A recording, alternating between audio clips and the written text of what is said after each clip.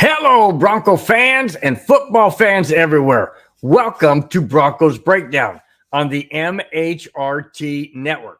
This is a show that is everything Broncos and brought to you with emotion, passion, honesty, and of course, my comments. I am your host, Bronco Bill. All right, guys, let's get right into this. Yes, I'm wearing the Avalanche hat. I got the flag right back here. And, of course, the Avalanche jersey. Avalanche jersey. Okay. Reason why tonight is the 82nd game of the 22-23 NHL season. The Avalanche are in a makeup game due to Nashville arena that got flooded due to a water main break several months ago. So they postponed it, and the NHL pushed it back to the last game of the season. Reason why? We didn't know where the standings would be.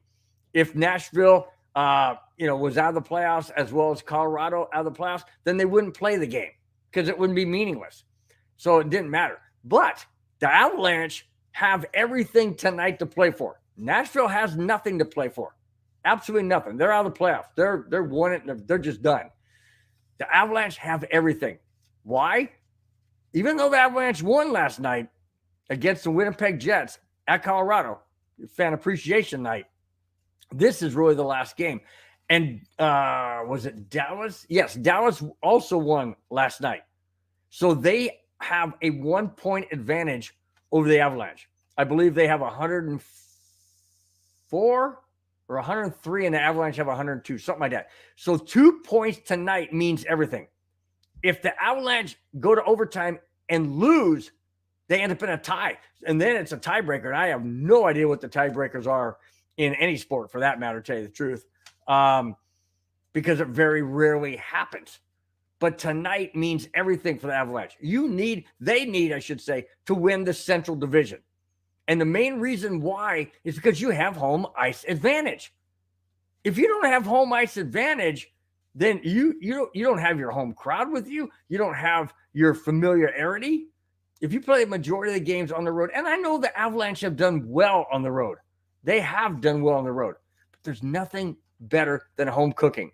Sleeping in your own bed, doing your basic routines, that's what they're after. Now, they cannot get first place in the entire conference, Western Conference. They can't. Because the Vegas Golden Knights captured that last night with their win. So the Avalanche can't get that. But it doesn't matter. We still need to have home ice advantage because you play your own division first. Then you play the conference, just like in baseball when, pretty much you play your division, then you play the conference. So it's the same thing in hockey.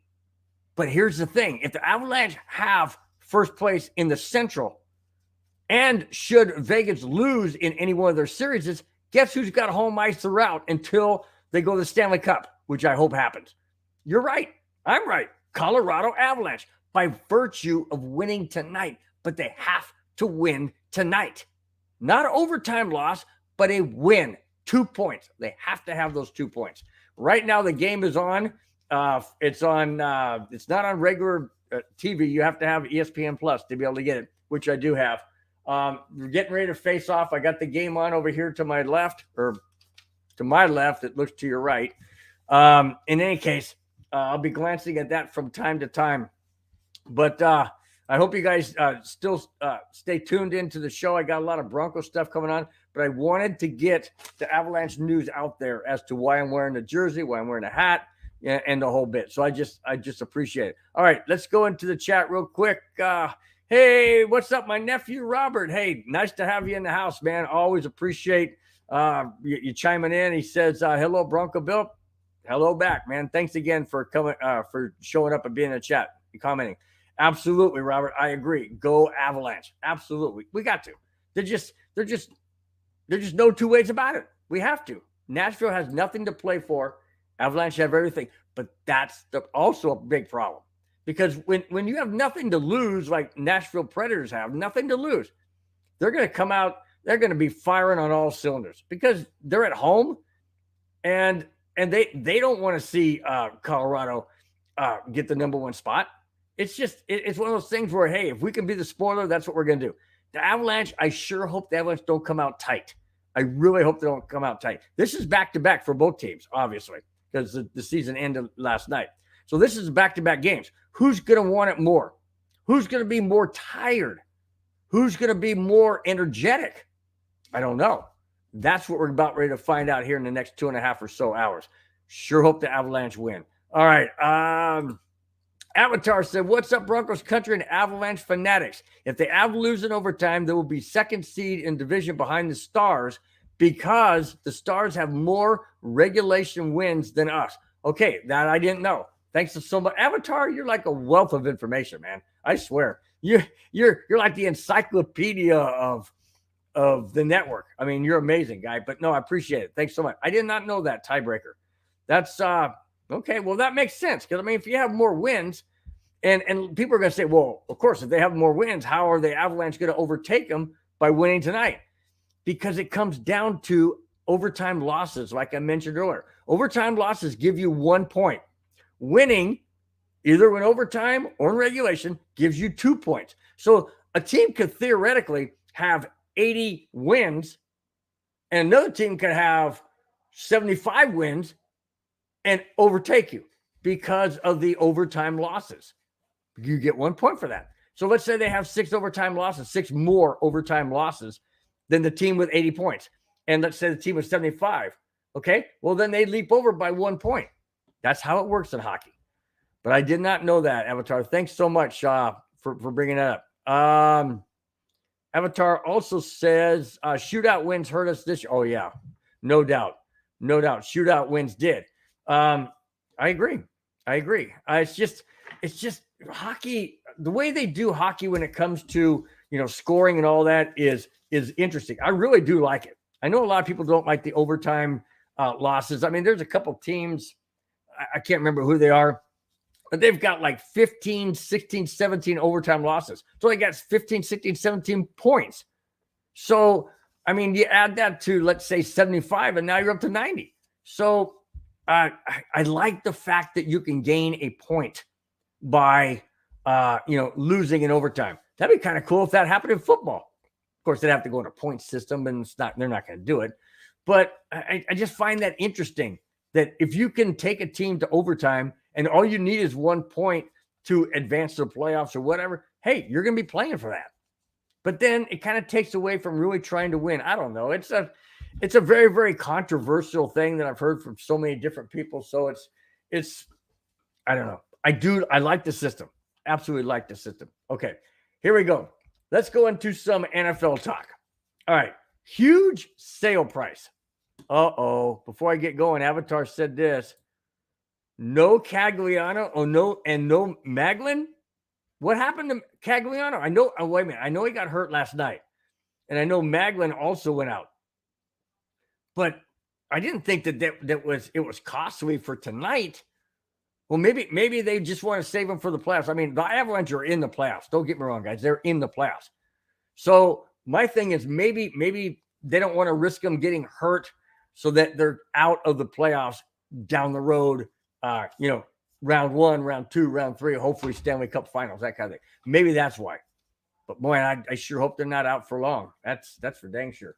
All right, game has just started.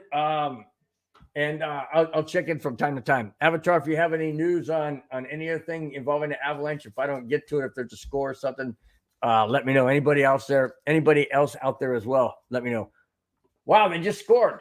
You're right. I just looked over when I saw the score 1-0. Beautiful. 1-0 Avalanche. I'll post it on there so people can see it. 1-0 Avalanche. Beautiful. Looks like Devontae's. Got it. Devontae's. Awesome. Okay. All right, let's get into some football. Huge sale price.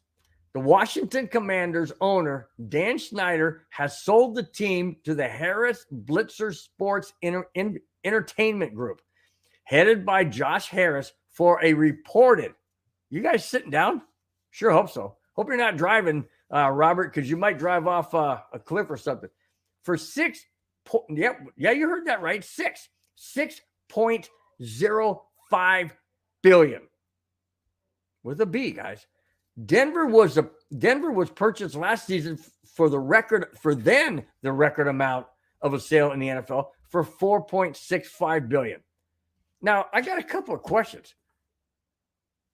I've asked myself this several times when I saw that today or yesterday. $6.5 billion. Are the Washington Commanders that much of a better sell to fans and the area and the media, whatever? I know they're East Coast and the freaking media loves the East Coast because they're biased. But taking that aside, are the Washington Commanders a much better attraction than the Denver Broncos? Really? No, you got to be kidding me. Last time the Redskins, they were the Redskins then. Last time the Redskins won the Super Bowl was against Denver in 1985, I believe. That was here in San Diego, 1985. I got a whole story about crashing the ESPN thing, but anyways, that was 85. The Broncos won the Super Bowl in 97, 98, and 2016 season. So you mean to tell me that the Washington Commanders are a bigger draw than the Broncos? Come on. 6.05? What the heck? Man, you talk about raking somebody over coals and just highway robbery. I mean, I thought the Broncos sale of 4.65 was a lot. But obviously, in hindsight, I mean, the Walton Penner Group got off paying basically peanuts. Because, I mean, this is ridiculous, in my opinion. And I know there's a lot of people out there that love the Washington Commanders. Okay, good for you. All well and good. I just don't think they're worth that kind of money. But then again, if you have the money and you want to be an owner of an NFL franchise team, guys, there's only 32 of them, then why not? Why not pony up? But holy smokes, $6.05 billion for the Commanders. I don't think they've sold out every single game like the Broncos have. And I know, again, I'm going back to saying, okay, yeah, they didn't show up to the games and there was a lot of no-shows. Well, they still bought the tickets. It still was sold out. And it still angers me that if you're going to pay for something, why not freaking use it? Doesn't matter if you're upset with the ownership and the coaching staff or whatever, then voice it through email or voice it through something else. But show support for the players because it's not the players' freaking fault. It's not. Anyways, I'm going off on a whole nother tangent. I could spend the whole show on that, but I'm not going to go down that road. I'm just saying, I just don't think the Washington Commanders are worth that kind of money. Then again, like I said, you want to own an NFL team and you got that kind of cash, you're going to do it. That's all I'm saying. All right. Robert says it pays nice to be caught up in a scandal Snyder made out. Yeah, that's another thing. He's got lawsuits and the NFL basically pushed him out, Robert. That's exactly what you're saying. They basically pushed him out. But you're right. He comes out smelling like roses because he gets all this money and he's got all these lawsuits. Well, now he can pay it off probably. But he's got these lawsuits pending on the way and how he conducted his business as owner of the Redskins / Commanders. Sure, he's got lawsuits up to you-know-what. He didn't care at this point in time. Obviously, he does not care. And I'll tell you what, man, that's the problem. They don't discipline him. They don't force him. Sure, like I said, they forced him out of ownership. But like Robert stated, right here, I'll just put it back up again. Like it stated, it paid for him to have a scandal because now he is $6.05 billion richer, minus any other expenses he had to pay. But you know what I'm saying. All right. Avatar, your favorite goalie is in net for the Avs. Gorgiev. No. But as long as we're up 2-0, they just scored now. I just saw what Avatar said. I looked up at 2-0.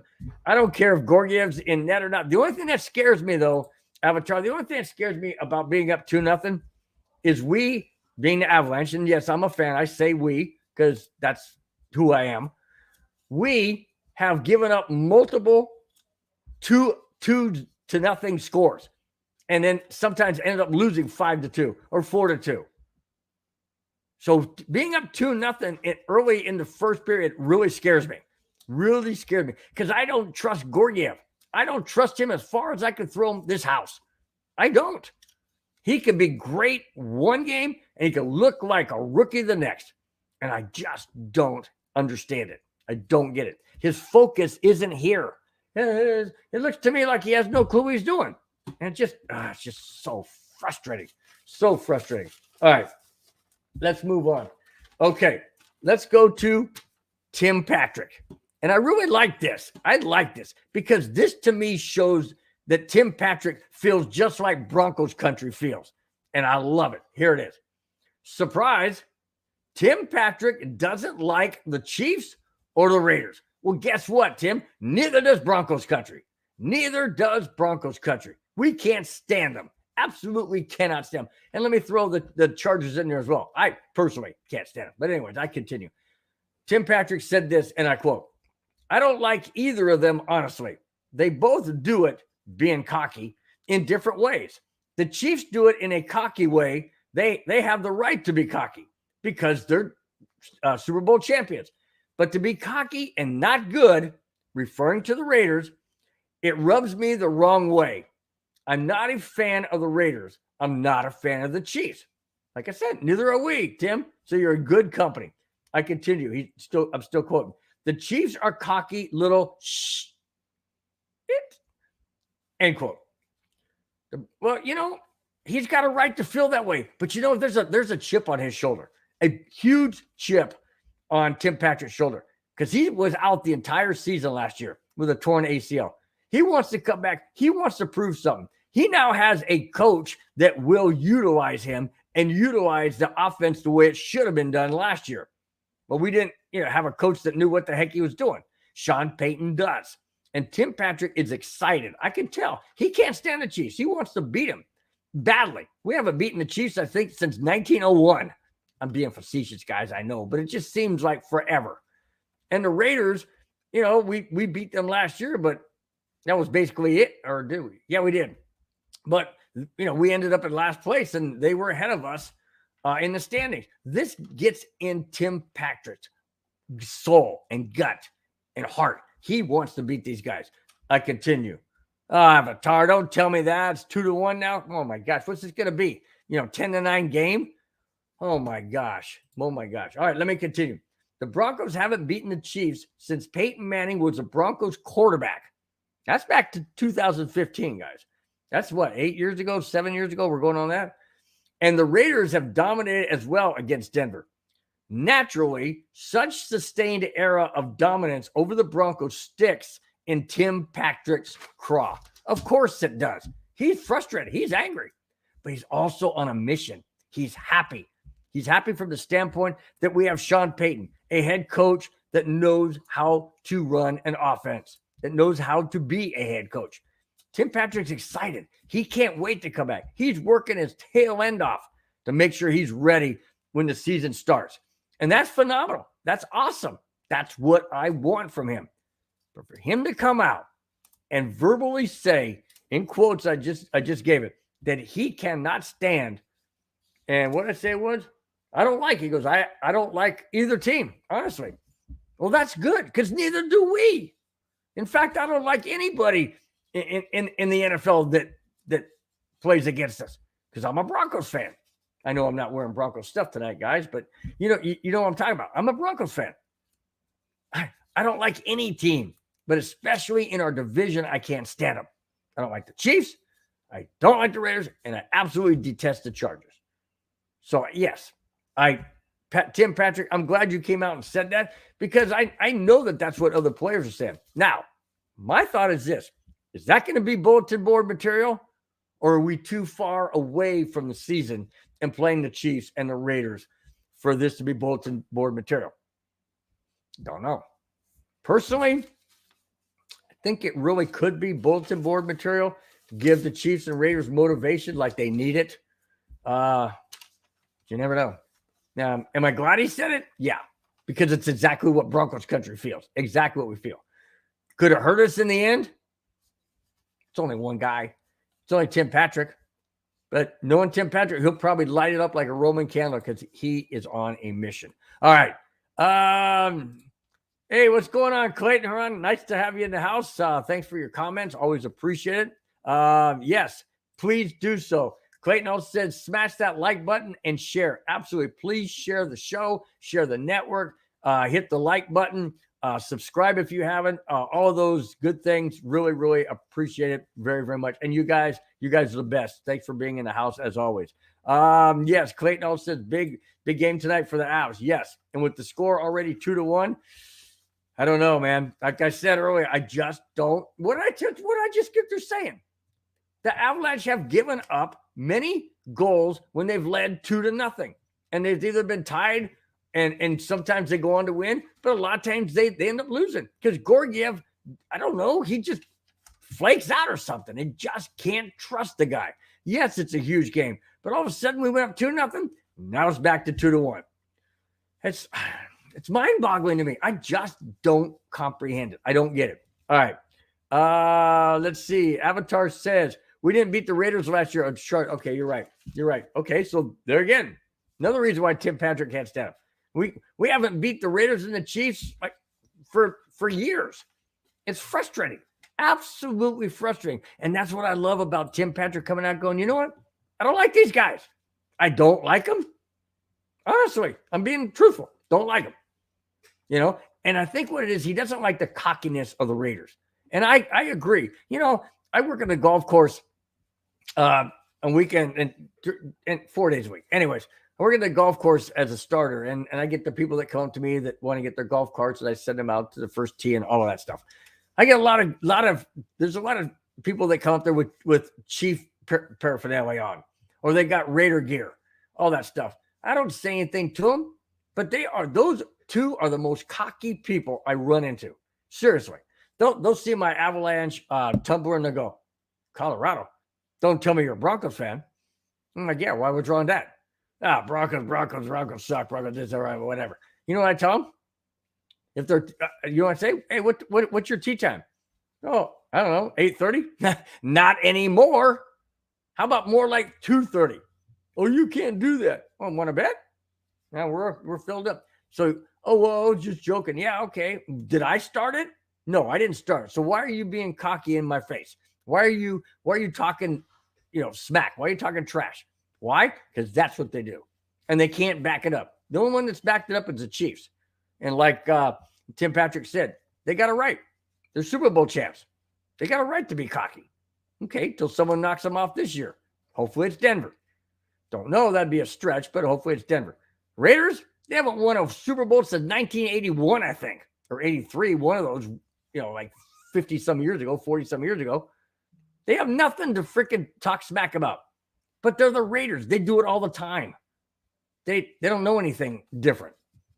So, yeah, Tim Patrick, I'm glad you spoke your mind. And, I appreciate. Oh, man. Clayton says, I'll tell you what, I'm smelling a 10-13 win season for the Broncos. Woo! 10-13 win season. Holy smokes, dude. I mean, I love your optimism. Absolutely love your optimism. But 10-13. The reason why I'm kind of hesitant to agree with that, Clayton, and like I said, I really appreciate your passion and your optimism and everything. It's just the thing with me is this: can Sean Payton take a team that virtually was broken? I mean, literally broken, that won 5 games. 5. 1, 2, 3, 4. Yeah, that's 5. Won 5 games and not only double it, but go above that? Now, sure, we're probably going to have an easy schedule because we ended in last place. But we still play the Chargers twice, the Chiefs twice, and the Raiders twice. That's 6 games right there. So there's a 17-game season. So if you have to win, or if you're saying that they're going to win 13, then that means they can only lose 4 out of, and let's just use the 6 of our division. That means they have to beat either the Chargers, Raiders, or Chiefs one time. Two of those 6 games to make it 13 wins. That means we have to run the table on everybody else. Everybody else. Whoo, man. Clayton, like I said, I love your optimism, man. I really do. I really do. I'm just not sold.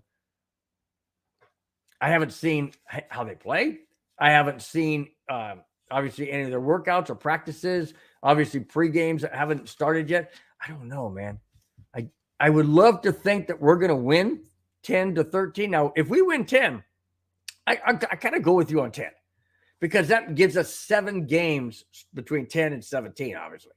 So we could theoretically, heaven forbid, we theoretically could lose both to the Chargers, both to the Chiefs, and both to the Raiders and still have a game in hand to lose to any of the other teams. That still means that we have to win 9 out of those 10 games. That's going to be tough. But to me, 10 is a little bit more optimistic and realistic to me than 13. But I'll tell you what, Clayton, I'll take 13 any day of the week. Any freaking day of the week. Absolutely. Okay.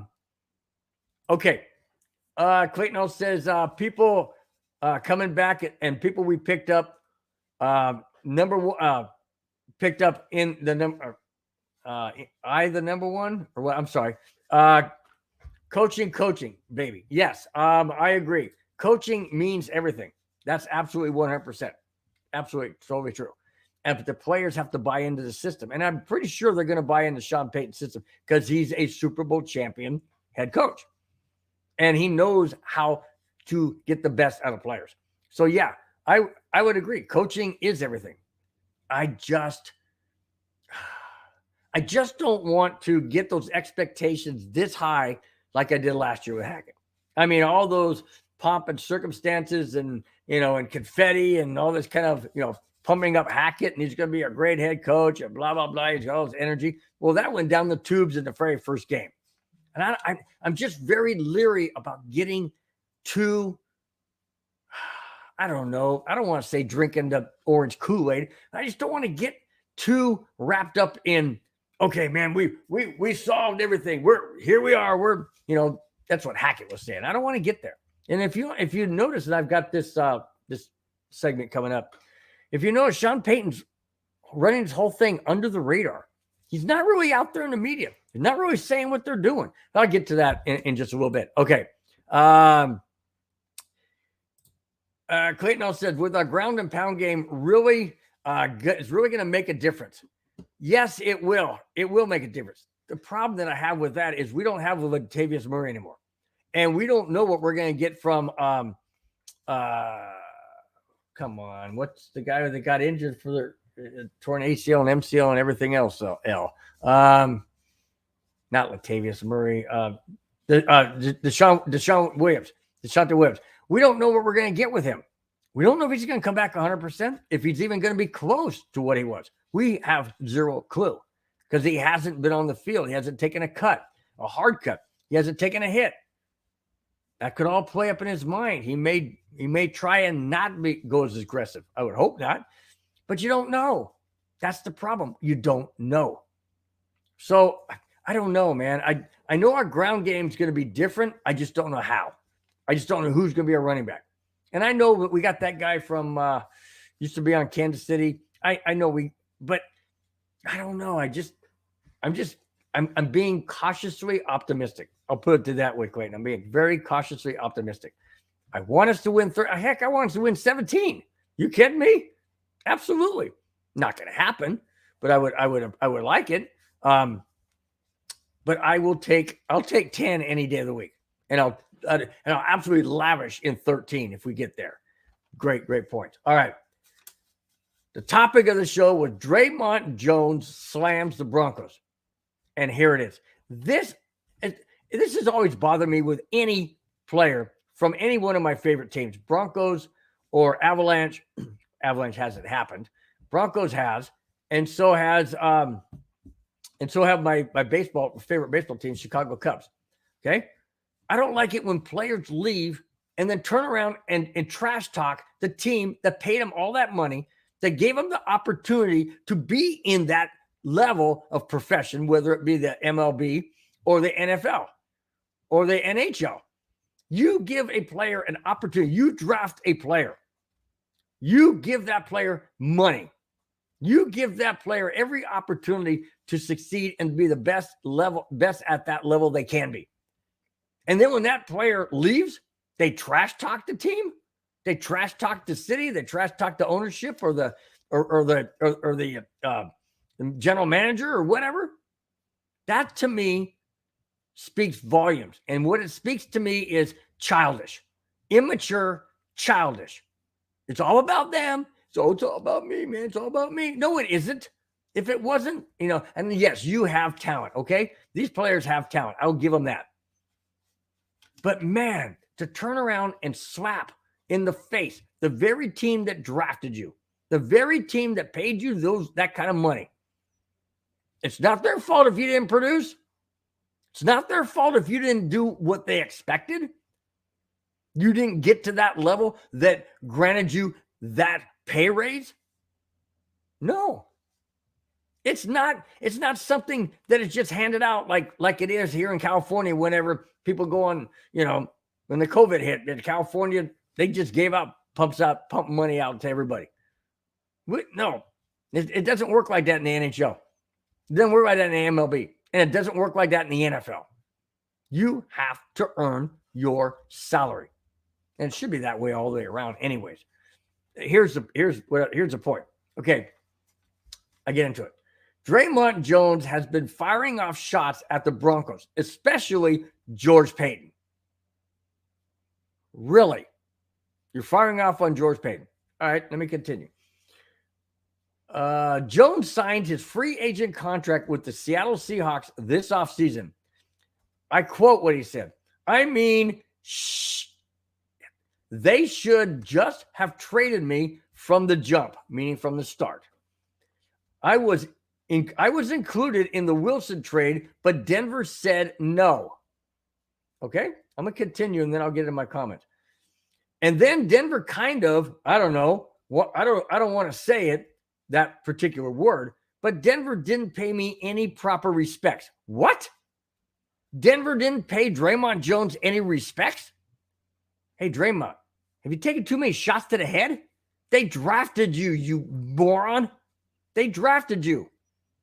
They could have put you in that package with Russell Wilson, but they didn't. Why? Because they wanted to keep you on the team. But there was a problem with that. And I'll get into that in just a minute. So, and I continue to quote, so I'm here, meaning Seattle, because Seattle respected me from the journey or from the jump, end quote. Wait a minute. Seattle respected you from the jump? What? Meaning the salary? Okay. Well, guess what, Dre'Mont? You didn't earn the salary they gave you. You did not earn it in Denver. I continue. Jones is coming off an injury. There you go. And got paid a lot of money for a player. Here's the reason. For a player who's never had more than 6.5 sacks or 45 plus pressures in any given season. Jones' contract in Seattle is 3 years, $51 million with $30 million guaranteed. No freaking way was Denver going to pay that. Absolutely not. Did you hear this? He's never had more than 6.5 sacks. Period. He's coming off of an injury. And he hasn't had 45 plus pressures in any given season. So you take 17 games, okay? Okay, let's go back to 16 because there's only 1 year of 17. Go back to 16 games a season. 16 and 16 is 32. 32 and 16 is 48. 45 plus, he's never had more than 45 plus pressures in any given season. So you take three years and you got what, 48 games? He can't get one pressure a game? Are you kidding me? And Seattle goes out on a limb and pays him a contract worth 3 years, $51 million with $30 million guaranteed. And you're trashing Denver because Denver wouldn't do that. Well, let me tell you something, Dre'Mont. They didn't do it because you didn't earn it. They're not going to pay you that kind of money when you only can produce 6.5 sacks, period, an entire season. That is basically 1 every 3 games. That's not good in the NFL. Not when you were drafted to produce sacks and pressures on the quarterback. Was Seattle desperate? Absolutely, Seattle's desperate. No doubt about it. I know, guys. Go back to last year. Denver was desperate when they gave up the farm and draft choices and everything else, firstborn and all that to get Russell Wilson. I understand that because they thought it would work with Hackett. But Hackett had no clue what the heck he was doing. And he basically let Russell Wilson run the show, which was stupid. Sean Payton's not doing that, guys. It's going to be different. But Dre'Mont Jones trashes Sean Payton, the Denver Broncos, saying he was disrespected? Come on, man. Seriously? Dre'Mont. You don't do that. You don't do it. You don't bite the hand that fed you. You just don't. What comes around, my friend, goes around. And I don't, I'm some of these guys in here, I think it was Bubba that calls me Hitman Bill, because I always say I want this person hurt or that person hurt and stuff. It's not that I want their career ended. I just don't want them to be productive when we're playing that player. Well, when it comes to Dre'Mont, I don't wish you any ill will when it comes to injuries or season-ending injuries or career. I just hope you suck this year. I really do. I hope you don't get a single sack. I hope, but then again, you're going to come off smelling like roses because just like Dan Snyder did, not in the same amount of money, but you're going to come out smelling like roses no matter how bad you play because you got $30 million guaranteed. So I know you don't really care. You don't really care how you come off. You don't really care how you sound. You know what, though? Broncos country does. At least this guy does. Because I think it's absolutely disrespectful, a slap in the face, and just inconsiderate to have that kind of a mindset and that kind of an attitude to a team. And yes, maybe it wasn't the same ownership that drafted you. That's beside the point. It was the organization that drafted you. And it was the organization that didn't put you in that trade because they wanted to keep you. But you didn't produce to that level that they felt that you needed to be rewarded. So why don't you just shut your trap, go play in Seattle, have a good season, just suck. It's my opinion. All right. Clayton says, I think for Russell, over 3,000 yards in the air and over 300, I wish, and over 30 touchdowns thrown. I'm not sure. And here's why, Clayton. If we're going to be a run-heavy offense, there's not going to be that much passing going on. But that said, on the flip side, if the Broncos are in tight games, and let's say it's a 27-24 game, and it's like middle fourth quarter, early fourth quarter, and the Broncos need to establish that kind of offensive production so they go to the air. Sure, absolutely. 30 touchdowns. Wow. Is it impossible? No, not at all. I mean, 17 and 17 is 34. So if you have an average of 2 touchdown passes a game, there you go. You got 34 touchdowns in through the air. Is it impossible? No. Is it highly likely? I don't know, because I don't know how much of a run-heavy offense this Broncos team is going to be. I don't. I hope it's balanced. I hope it's 50-50, 55-45, 60-40. I don't want any less than 60-40 run-heavy. I would like it more if it was like 55-45. I'll settle for that. 50-50 would be ideal, but I don't really see it being 50-50 either. 55-45, I'll take that. 30 touchdowns, 3,000 yards, maybe a little bit more obtainable than 30 touchdowns. In my opinion, in order for the Broncos to have Russell Wilson throw 30 touchdown passes and over 3,000 or 3,000 and over passing yards, the Broncos are probably going to have to score in the mid to high 20s, maybe low 30s every game. And if that's the case, then we've literally done a 180 from last year. because we couldn't even get out of our own shadow last year. I mean, heck, we had a couple games where we only scored 9 points. We had one game we scored 10. So you're talking about tripling it. And in order to do that, you have to have, excuse me, you have to have dominance. And in order to have dominance, to me, you have to have a passing game. The run sets up the pass in my opinion. But to what extent do you run the ball as opposed to passing? Okay. Robert Marino says Peyton likes airing out the ball, i.e. Drew Brees' no run game. True. Very true. But Sean Payton did come out this year and said that he was going to focus heavily on the run. I don't know if that's a decoy. I don't know if that's 100% truthful. He could have said, we're going to be, a heavy run team to see how it starts out. Sean Payton improvises a lot of things. He changes up a lot of things. And by doing so, he's a great head coach and manager of the game. So sure, if he could air it out, he could come out in week 1 and just fire the ball 30 times. I don't think that's going to happen, but he could.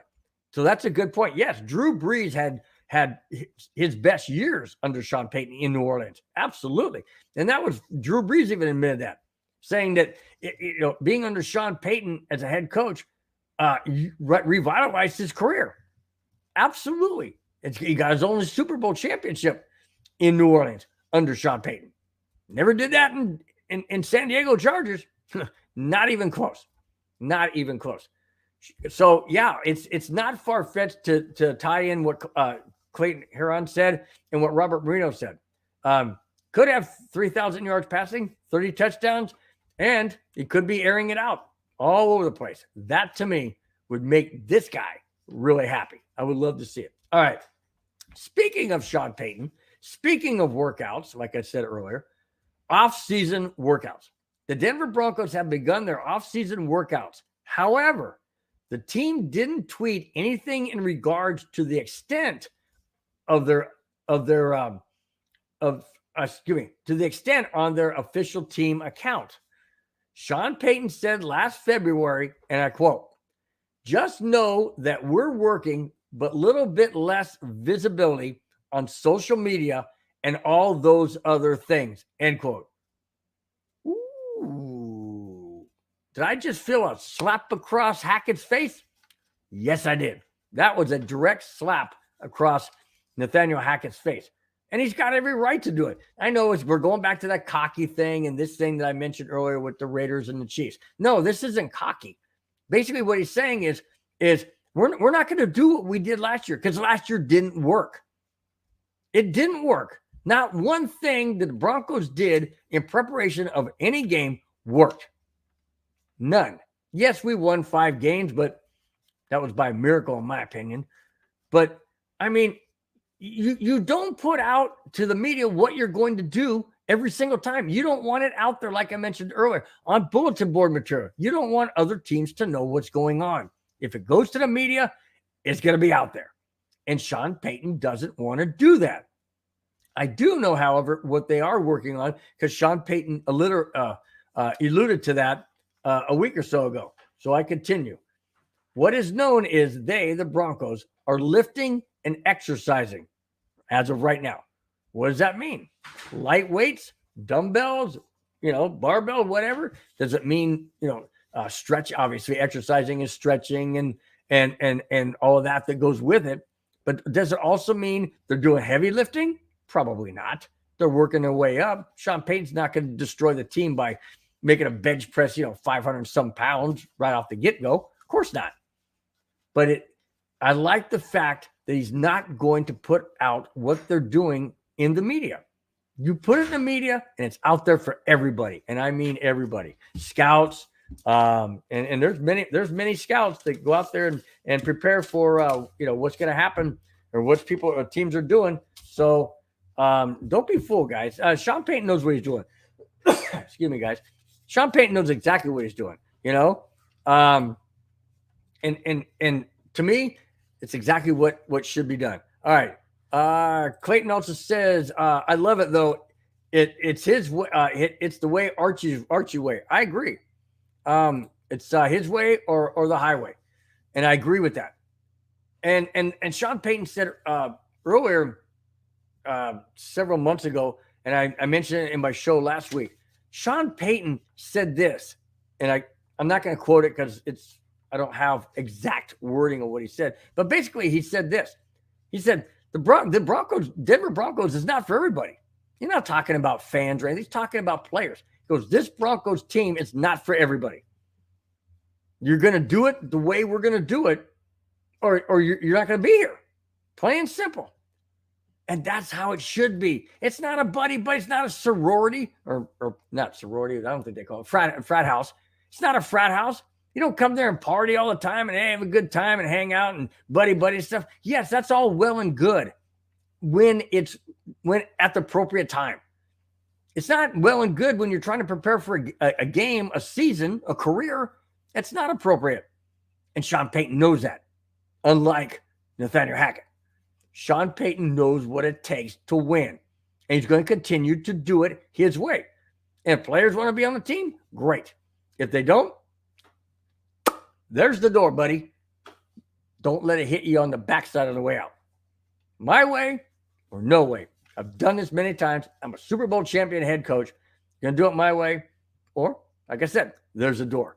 Absolutely. Yeah, I totally agree. Totally agree, Clayton.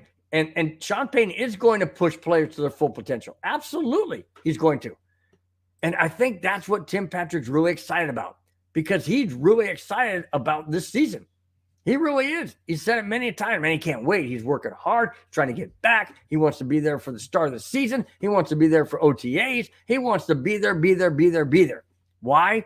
Because of Sean Payton. Because he's motivated, because he believes that this team is heading in the right direction. And so do I. Absolutely. All right. Robert says, are the Broncos the all-time leaders in Paytons? Yeah, I would think so. Peyton Manning, George Payton, Sean Payton, and Peyton Hillis. Hey, there you go. That's 4 right there. Good. Hey, that was a good insight, Robert. Really appreciate that. I heaven forbid I forgot about Peyton Hillis, the late Peyton Hillis. Just very, very sad. Very, very sad what happened to Peyton Hillis, that is. But yeah, you're right. 4 Peytons. Wow. Never thought of that. That's a good point. All right. Here's a burning question. Here it is. Can Denver Broncos get back on track? Question number 1. Also, will Russell Wilson get back to his Pro Bowl status? Number 2. Denver can only go up from here, but are the problems truly going to be fixed by a master mechanic in Sean Payton? Third question. Well, let's go back to the first one. Can Denver get back on track? Absolutely. Absolutely. 100% they get back on track. You mean to tell me that under Sean Payton we're going to lose? We're going to only win 5 games? Heck no. We're not going to win just 5 games with Sean Payton as head coach. Not whatsoever. None whatsoever. Second question. Will Russell Wilson get back to his Pro Bowl stats? I don't know. That I don't know. Because I don't know if Russell Wilson, and I'm not going to use the word broken because I don't think he's broken. I just don't know if last year under Hackett and all of that stuff that transpired and whatnot behind the scenes, and him having his own entourage and his own office and on the second floor, not down on the first floor with the players, but, exempt from the players, so to speak. If that didn't get in his head, if that didn't get into his mindset and whatnot, and now doing a 180 with Sean Payton, and you're not having this and you're not having those guys or whatever, if he can stay motivated to be the Russell Wilson that he was in Seattle and when he went to all those Pro Bowls, when he won the Super Bowl against the Broncos, can he be that kind of a quarterback again? In my opinion, yes. And I'll tell you why. Sean Payton took Drew Brees, who had a severely dislocated shoulder, and I was at that game. It was in San Diego against the Chargers. And I forget who came in and just totally annihilated Drew Brees, blew him up, so to speak. The ball was fumbled in the end zone.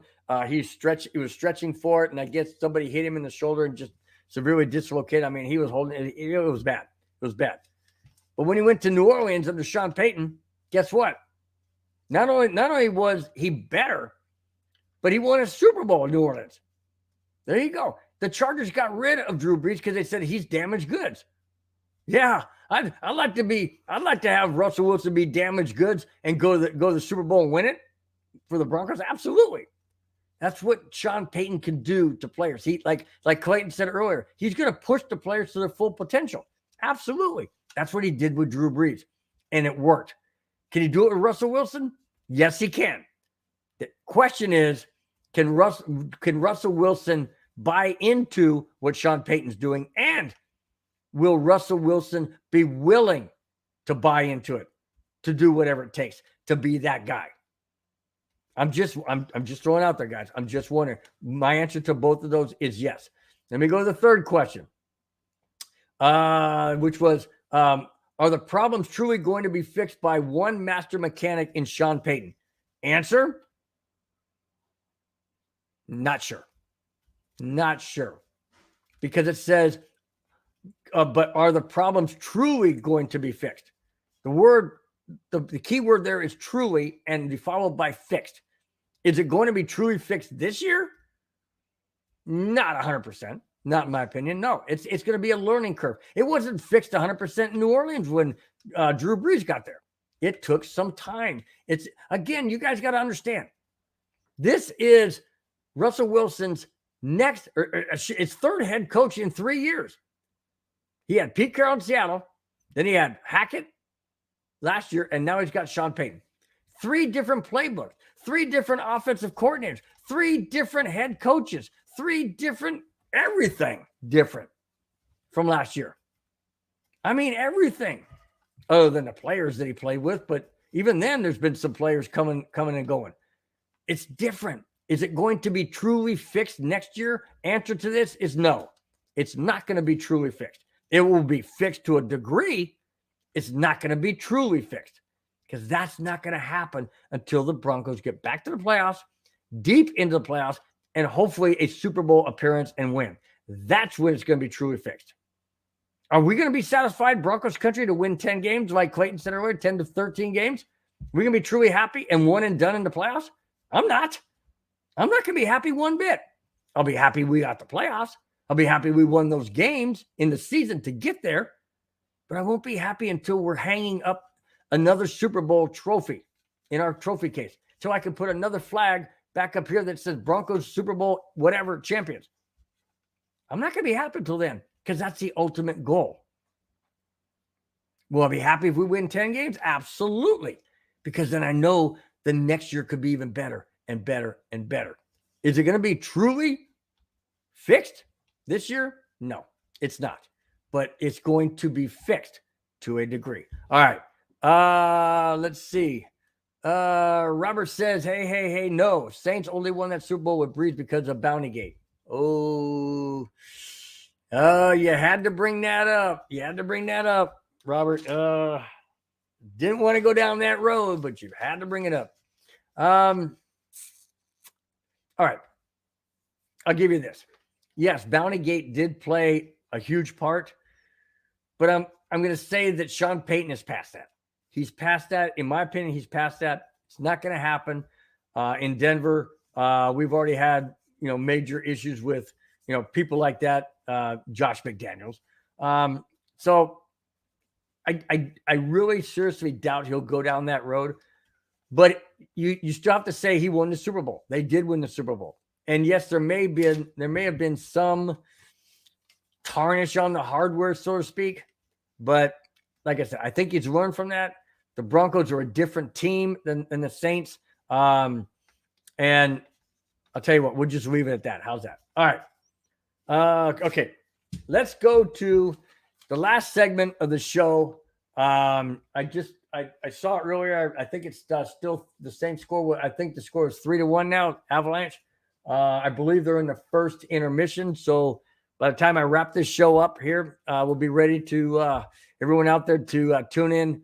I could only find it on ESPN Plus. It might also be on NHL66.ir. You guys go to that on the internet, NHL66.ir. you can find the game there, or if you have ESPN Plus. That's the only way the games are being shown. Okay, let's go to the last segment, and here it is, guys. Alexis Perry. Now, a lot of you don't know who she is. I personally don't know who she is, but I got this across, and apparently she was a director and producer. She also, for the Broncos, she also, had a show. She had interviews with prominent people.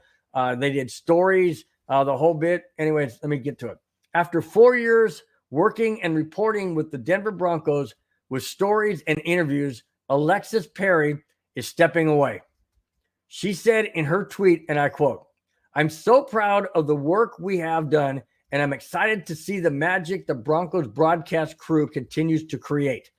Broncos country," that's us guys, "Broncos country, thank you for your unwavering support of me, the programs I was a part of, and most importantly, your support of the Denver Broncos. You're the best fans in the NFL." Excuse me, guys. Hang on a second. I apologize. My throat gets dry sometimes. Okay, let me go back. You're the best fans in the NFL, and you should look forward to many more wins ahead. I will see you in the stands, end quote. Alexis Perry, 4 years, doesn't know what she's doing. I'm not sure if she stepped down on her own accord. It doesn't say it. I'm not putting words in anybody's mouth. This is just my thoughts. I'm wondering if she stepped away on her own accord. I don't know if it had to do with the new ownership that came in. I don't know. I just don't know. I don't know what her endeavors are, but I wish her all the best. I did hear and see some things that she has done. Very, very good at what she does. And I brought this in because it's pertinent to the Broncos because of so many different changes since new ownership came in. I mentioned last week that John Elway stepped away after his contract was up and that kind of thing. So there is a complete changeover with new ownership. And I understand that. I just wish Alexis Perry all the best in whatever she wants to do down the road. I think that she'll do fine. And the Denver Broncos, what's it say here? The Denver Broncos broadcast crew continues to do very, very well. Alexis, I wish you all the best in whatever you're doing. And thank you for 4 great, wonderful years and all those stories and interviews that you did for the Denver Broncos. That's awesome. All right. Clayton does confirm what I said. It's first intermission. It's 3-1 Avalanche. Like I mentioned at the start of the show, Avalanche, this is a must win for the Colorado Avalanche. If they win tonight, they win the Central Division, and they have home ice advantage throughout the entire conference if the Vegas Raiders, if the Vegas Golden Knights end up losing anytime during their playoffs. If they lose, then the Broncos. Here I go again, man. If they lose, then the Avalanche gets home ice advantage unless they go to the Stanley Cup. If Boston is still in it, that Avalanche, I think it's Boston and Carolina and a couple other teams have to lose for Colorado to have home ice advantage. But it doesn't matter. I want them to win tonight. I want them to win the Central Division over the Dallas Stars. That's it, guys. That's all I have. Thanks for watching. Thanks for subscribing. If you have not, please do so. It helps out my show. It helps out the network. And it doesn't cost you anything. Promote the show. Promote the network. If you guys like it, please hit the thumbs up button. Comment. Give me some comments if you have any comments. I always respond to them. And I'm always courteous. And I value your opinion and your comments, as always. Thanks, guys, for being in the chat. I want to thank Robert. I want to thank Clayton, Avatar, as always. You guys are great. You're the ones that make the show the best it could possibly be. I'm just bringing the topics and the articles and whatnot. You guys give me the feedback. You guys give me your comments, and you guys are, like I said, you're the backbone of the show. And without you guys, it wouldn't nearly be as good as it is. Clayton, thanks so much for your comment. Great show as always, bud. Go Avs. I agree. Thanks, Clayton. I always appreciate your comments. Thanks for your support. All right, guys, before I get out of here and you guys can switch on over and watch the Avalanche game. Thanks, guys, for being in the chat, watching the show, even though the Av game was on. Appreciate it. Get to the other shows real quick. Monday is the Cluster Puck podcast. It's an Avalanche podcast. I know they'll have a lot to say about this game and the upcoming playoff series. So tune into that 5, 6, 7, and 8. Then on Tuesday, you have the 5280 podcast. That goes live every 5, 6, 7, and 8, followed immediately by the No Nonsense and Whiskey. That follows the 5280 about a half hour after that show ends. And then on Wednesday, you have the Wild Wild West. Features a fan from every AFC West team: Broncos, Raiders, Chargers, and Chiefs. That goes live every 4:30, 5:30, 6:30, and 7:30. And then on Friday, this show once again, Broncos Breakdown, live at 5, 6, 7, 8 with me, your host, Bronco Bill, goes live. Tune in. I'll have some more stuff to talk about. And once again, guys, thanks again for all your support. I really appreciate it. Until Friday or any of the other shows you want to watch, I will talk to you on Friday. Till then, have a great, great weekend. Take care, guys. Bye-bye. Even when you feel low, you can still go. Even when you feel slow, you can still go. Even when there's no hope, you can still go. I never answer to no, man, I still go.